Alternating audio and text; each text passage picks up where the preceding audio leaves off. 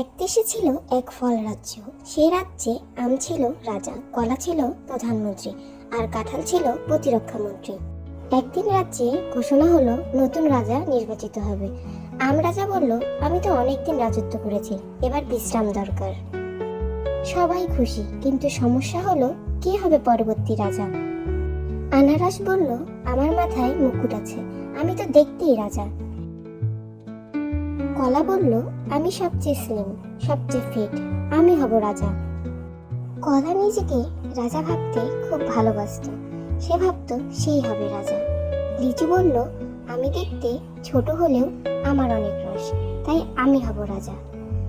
আম রাজা চিন্তিত হয়ে পড়ল, কে হবে আগামী রাজা। স্ট্রবেরি বলল, আমি এ রাজ্যে সবচেয়ে সুন্দরী, তাই আমি হব এ রাজ্যের রাজা। স্ট্রবেরির কথা শুনে কলা অবাক হয়ে গেল। কাঁঠাল বলল, আমি হলাম জাতীয় ফল, তাই রাজা হব আমি। অতঃপর এরপর রাজ্যে ভোট হলো এবং নতুন রাজা নির্বাচিত হলো। নতুন রাজার নাম শুনে সবাই অবাক হয়ে গেল। নতুন রাজা হলো কাঁঠাল। কাঁঠাল আনন্দে খুশি হয়ে নাচতে শুরু করলো। তার নাচ দেখে বাকি সবাইও নাচতে শুরু করলো।